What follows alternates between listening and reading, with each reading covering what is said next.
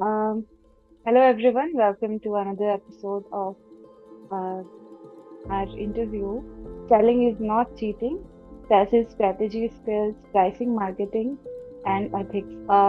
So Sir has been working as a sales professional with more than 35 years in different companies, and he has a strong networking skills. Also, in today's session, you will get to know how to build this strategy to implement in your micro entrepreneurship and many more things. And so, welcome to today's discussion. Hope you are doing well. Thank you. Uh, so, sir, the first book of yours, as far as I know, it's kind of you talk about like how the big businesses and big companies are not coming out of India, but like different countries, and what are the secrets behind it.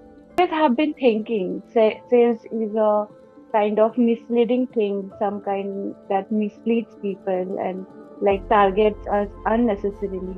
And kind of from my point of view, I think this book is going to break this myth, and we're also going to talk about it. So, first of all, what was the motive from your side to come up with this kind of title? Okay, so if you see that generally in this country or in general, whenever you talk about sales, it is assumed that the man will be telling lies to sell something which may not be always necessary. And when you have this kind of an assumption about the salesperson, Hmm. the not so known organizations, right, when they go out and try to sell, the job of the salesperson becomes very, very difficult. It becomes very difficult because you're assuming the other guy is not telling you the truth. So, in such a scenario, it impacts the sales, right? But slowly, it has also become a habit of people many a times to tell lies because they think that is the only way to make a sale happen. And then they forget, Hmm. if someone cheats you, will you like to go to that same place again? Yeah. Chances are that if you have an option, you will not like to go there. So, why do you think some other customer would like to go and buy it again if you cheat the customer? And hence the whole thinking that don't do that. But someone needs to say that because otherwise, the famous sayings are more like selling a comb to a bald man is supposed to be a great story and people feel very happy about it. I think it's a very stupid story and one should not talk about it. That's the example of what you should not do. And that's the reason I thought, let's write this book because it can be an interesting book for everyone. We have been like transitioned from a phase where we used to just believe that sale is a gimmick and we should not trust these people. But now we see websites like Amazon, Flipkart, or even the like brands. They have their own respective websites. Things get sold very easily, very fast. So the generation, we see a generational change here. Now people are more reliant into the websites and into the things they see digitally rather than buying something offline. So you have been Right. working in this field for 35 years. So what's your Correct. perspective on that? See, again, please understand one thing that there are few things which are still getting sold. There are a lot of things which are not getting sold. They are not getting sold because you don't know about them. So, what is the impact of that? The impact of that is that on an average in a year, I noticed is close to 10,000 odd businesses had closed down. So, post COVID, Hmm. 10,000 businesses closing down because they could not sell what they had. Now, this is a regular phenomena. Every year, thousands Hmm. of organizations close down. Hmm. Why? Because they don't know how to use Amazon effectively, maybe. Maybe they don't know how to sell through Flipkart effectively. Hmm. And so the whole aim is that, how do you reach out to more number of customers? The first step in any sales is the customer Hmm. should know that you exist. If Hmm. the customer does not know you exist, how will the customer buy it? Now, Hmm. yes, Amazon or kind of places are a boom, but at the same time, please understand that out there also there are thousands of products. So how do you know which one is right for you? How do you know what he has written actually is what it is? So hence what happens is that with time there are a lot of options, but they're also confusing. Hence what happens many a time you'll end up buying things which you don't want, or you Hmm. buy things and you're not really happy with it, right? Hmm. Because what you thought you will get versus what you get Hmm. are two different things many a times, depending on how smartly the other guy has positioned it. Hmm. So hence, yes, there are more options. The market is crowded. There is too much of noise there. A lot of people are saying a lot of things. But how do you become more visible so that you can sell is important. And when people don't know that, then they are Hmm. not visible. They don't sell, and they have to shut down their business. Okay. So, sir, in this place, what do you suggest for the micro, small, medium entrepreneurships that are evolving with the like evolution of this new era that has been coming in India? And a lot of the times, as from my experience, I have seen they focused on developing their products and they miss out the part marketing, and that's how like the impact can be seen in their sales also. And yeah, so what do you think? How can we overcome that area? Correct. So one is obviously this 258 pages are talking about that only, that how do you overcome that. Okay. So someone has to read it to understand, right?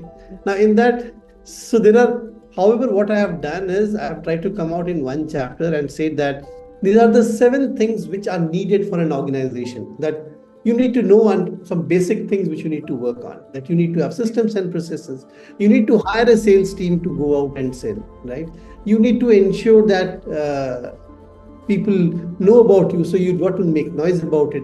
So there are multiple things which you need to do to ensure that you become visible, you are able to Hmm. sell, and you are able to make money, right? So one of the chapter gives you a small part of it, which are the seven steps, but the full book is basically an explanation of what you should do and how you should do, so that you can start growing from where you are to where you want to. Sir, over your experience in this field for a quite long time, you might have seen also businesses in different countries, both like developed and like underdeveloping countries. And what are the major differences you see, basically in the small business areas? Like, yeah. So, there are two basic things. One is a developed market and a underdeveloped market, or a developing market. In a developing market, you have a lot of competition, but at the same time, you have some basic issues. Basic issue is that uh, you sell something, you are not sure you will get the money or not. In case there is a, you're not, it's not a shop. In a Hmm. shop, you always, the customer comes, pays you the money, and buys the thing. But that's not how all businesses happen. So you might sell your books to someone, and the other guy, you are not sure that in next 30 days, if he has promised he will pay you, whether he will really pay you. What happens if he does not pay you, right? So in problem in developing world is that what is written in an agreement, enforcing it is very difficult. Whereas in a developed market, the generic country takes care of those things. The systems of the country takes care of those things. So you really don't have to bother about the basics. Once if someone has signed an agreement and said that he'll make the payment in so many days, the payment will happen. If you have bought something, if in the product it claims it has got A, B, C, it will generally have those things. If they don't have it, the penalty is heavy, right? In a developing country, not just India, all across, you will see that many a times we buy things, and when we go through it and try to understand, we see that we thought we are buying something, and what we have got is something else. So there is a big difference, because of which what happens is, in a developing market, a lot of people can jump in and start offering things, even though they are not really doing everything which they should do to make a Hmm. product good or make it sellable. So they just write it has got A, B, C, D in it, right? Whereas in a Hmm. developed world, you cannot. So hence, what happens is that in this part of the world, your selling also involves taking precautions so that you Hmm. don't fall in a ditch from where you cannot come out, right? So hence, your payment problem is a very big problem businesses have. Your problem of honoring commitments is a very big thing which you have. Even that is slowly reducing, but still you have that. In a developed market, you don't have it. But then the other side of the game is, in a developed market, it's a cutthroat competitive market. The way of selling is different. Your visibility issues are different. It's more expensive, right? You need different kind of knowledge base and understanding of the market to sell. Hence, they are two different kind of markets, and they should be treated differently. mm, And hence, when you try to work in a developing market versus when you're trying to work in a market which is already developed, you have mm. different kind of issues needs to be handled differently and worked on. So, sir, in labor market, can we also say the same thing? Because when we talk about the labor market in the developed country, where they get good pay and good lifestyle, and in developing countries, comparably, they don't have that things, and that's why we also see a big, huge migration from the developing country to developed countries. So here, if Correct. we see not only in sales, but when we try to provide a good labor market for the developing countries, what are the basic things you would suggest for a country should have?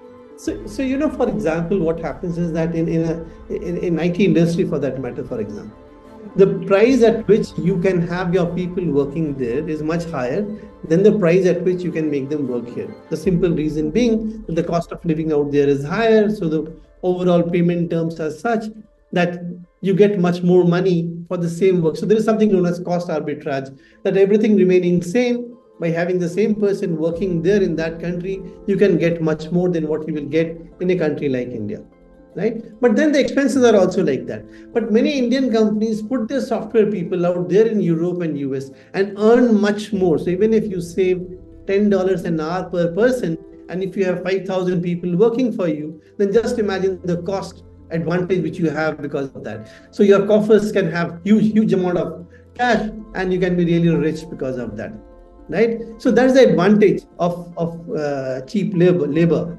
But then slowly what is happening is in some of the businesses we are losing that advantage because we are also becoming expensive. We are also slowly adding more cost to the business which we do. So earlier, for example, many businesses used to come to India and do medical Mm, transcription business or used to do mm, the call center business. Now you have neighboring countries which are offering the same price at a lower price option.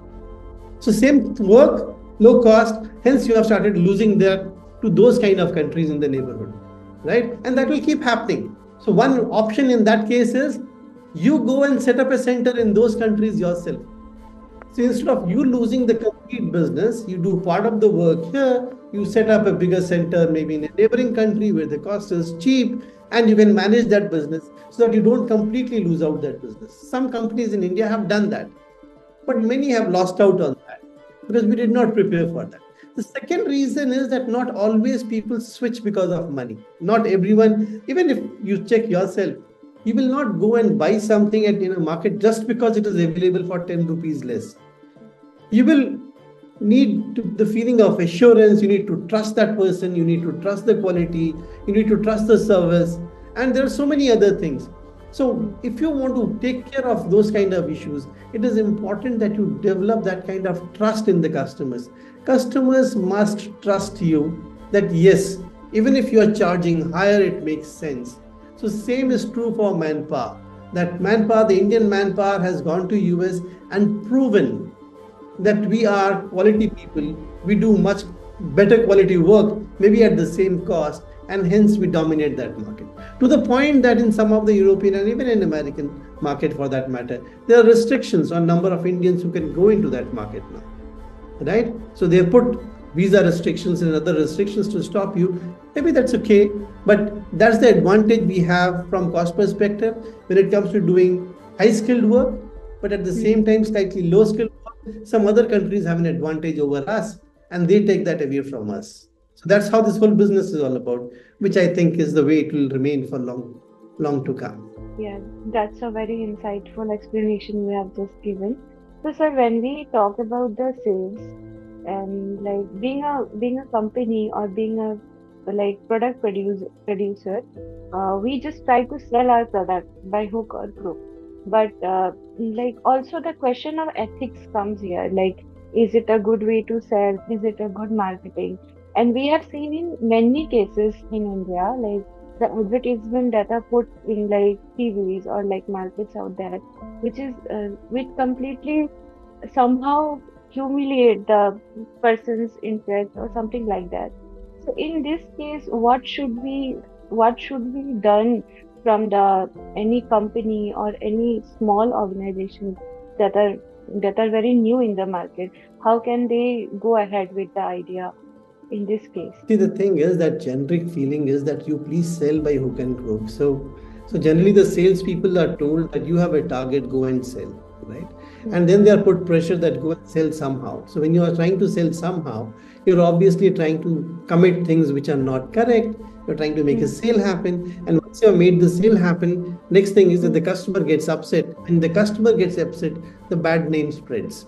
So until mm, and unless you are selling something where the other guy does not have any option at all, they will keep mm, buying. But mm, if they have an option, they will stop buying. So, for example, you take this example of Chinese toys which you get in the market. You have to yes. give someone a gift that's available at a cheaper price. You don't have Mm, any option that buying that, so you go and buy it. But trust mm, me, the day we have an option of buying something else, we'll not go and buy that. So what mm, happens is in India, for example, when these organizations, small organizations start, they should plan it in a way that first 6 months, 8 months, it might take time to actually ramp up the business. But you must understand one thing: once you ramp up the business based on trust and based on the strength of your products and solution, then you build a permanent kind of relationship.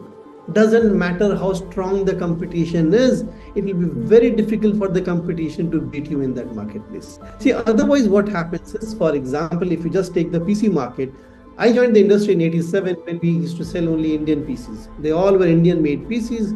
They used to go and buy the card sets from Taiwan, from Korea, and then they used to assemble in India. So in India, everyone used to buy an Indian assembled PC, right? mm, But mm, then what happened is that the PC market, we did not bother much about the quality beyond a point, right?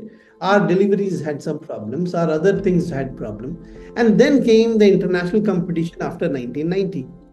They mm, started offering the same personal computer at 20 to 30% higher price.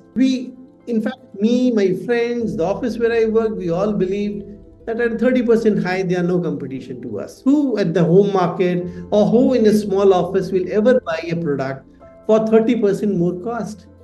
But in the next 10, 12 years, they completely wiped out every Indian company in the market. Today, we don't mm, have a single Indian brand, known brand. I have heard some are again coming up because of mm, the new initiatives by the government. But just imagine that they come, they sell you at a 30% higher price, they wipe you out.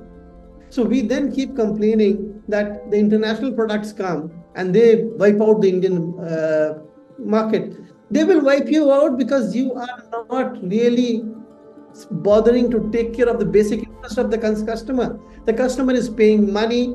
The least which it expects is that what you have promised, you will deliver that.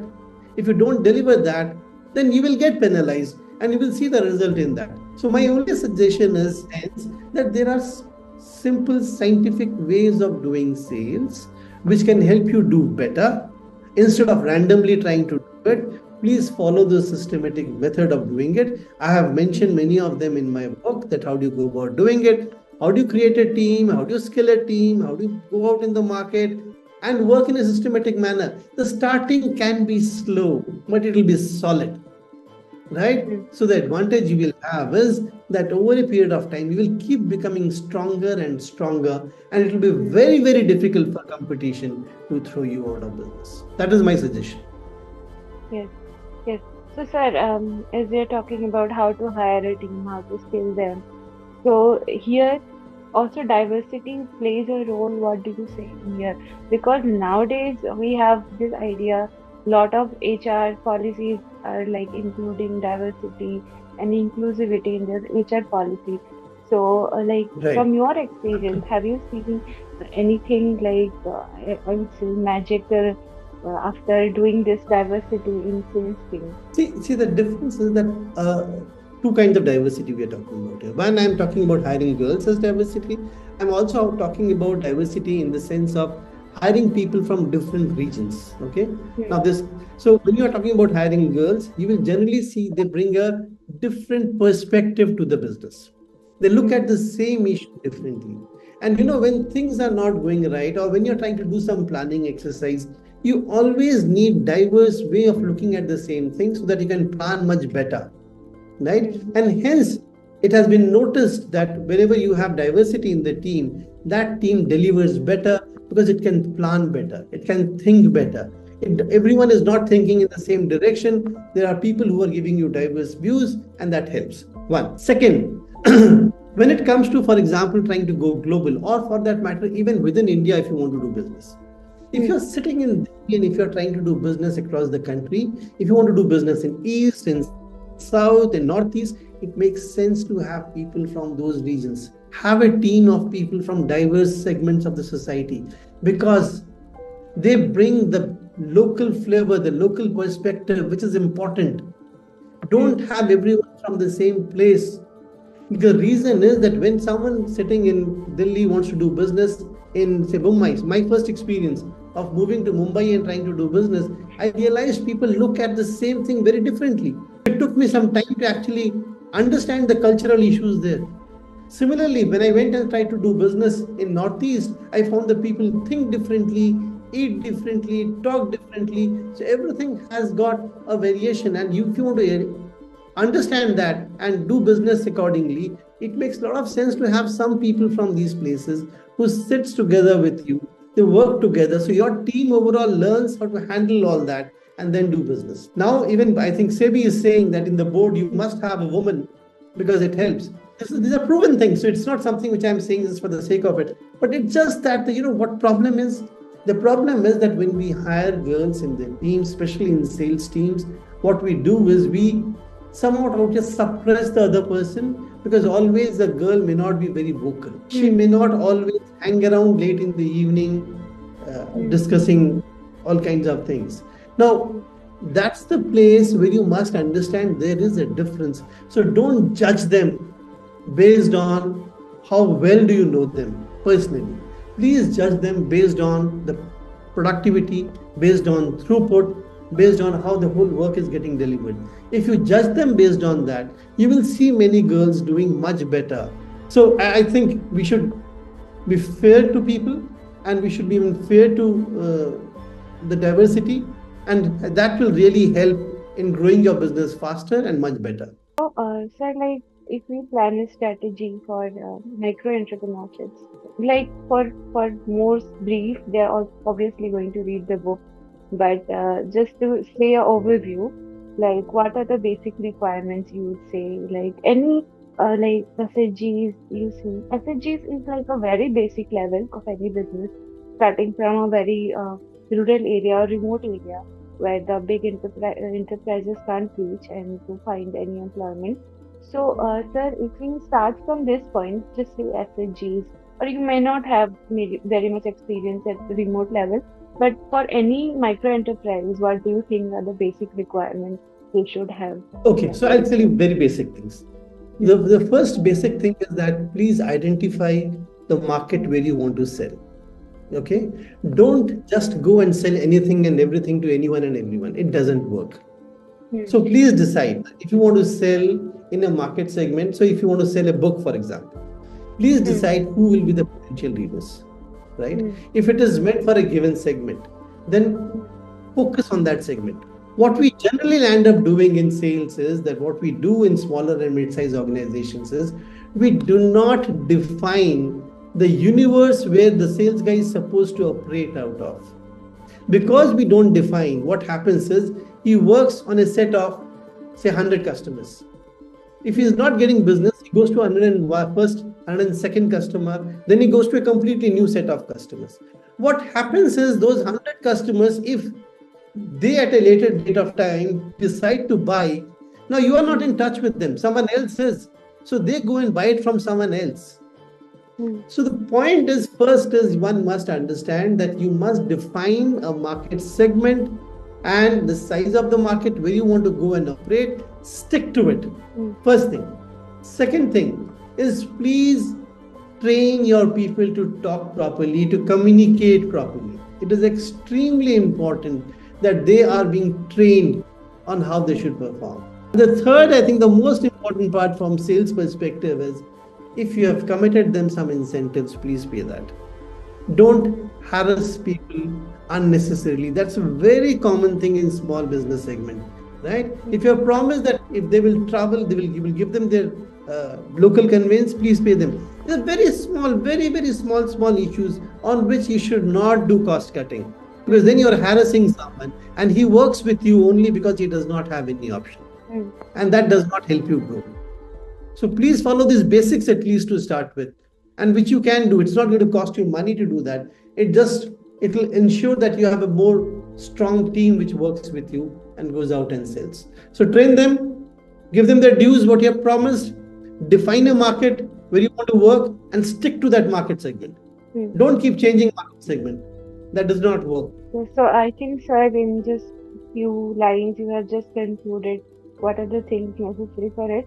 And I would request our audience for better understanding. Please read the book. Selling is not cheating, and you will have better understanding about it. And I think also it covers a lot of the areas which I am not even able to discuss right now at the point, because I myself doesn't belong to that field. So yeah, I have very limited knowledge about this field, but whatever I know, whatever I have experienced, I have just asked questions from there only. So yeah, the book is quite huge, but it's okay. When it's going to be a good investment, I believe, for anyone who Right. wants to start any business. You can just read, and it's not just kind of a self-help book, but it's going to be a long-term book that is going to help you in the market to flourish. So yeah, I think this discussions we had today was quite, I think, beneficial for you. Will be beneficial for you for future reference also. And yeah, you can go obviously and just check out Amazon. You can get the book there. And sir, if you would like to say anything to our audience today, you can please. So my only suggestion is please go read the book and use it. And it's not that it will solve all problems under the sun, but it will solve a lot of problems because they are based on my personal experience plus what I've seen happening all around. And I've traveled across the globe. I've traveled to different kind of cities. I've worked in different places, and the whole idea was to put them in a book so that you don't have to spend another 35 years to learn all that. You can learn. You can have a head start by learning all this from the book and then start on it. We would like more organizations to be successful and not want them to shut down. Thank you. Yeah. All the best. Yeah, yeah, definitely. And it's just not about reading the book. Please leave any review. How did you feel about the book? So we can get more audience, we can get more people, so they can also read and flourish their own market. And I believe today's discussion was very fruitful, insightful. Me myself, I got to learn so many things.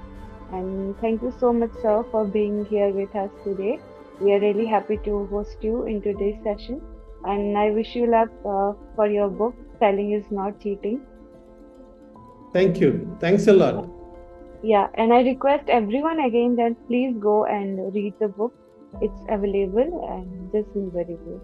So here we are going to end today's session. I hope you all enjoyed today's conversation.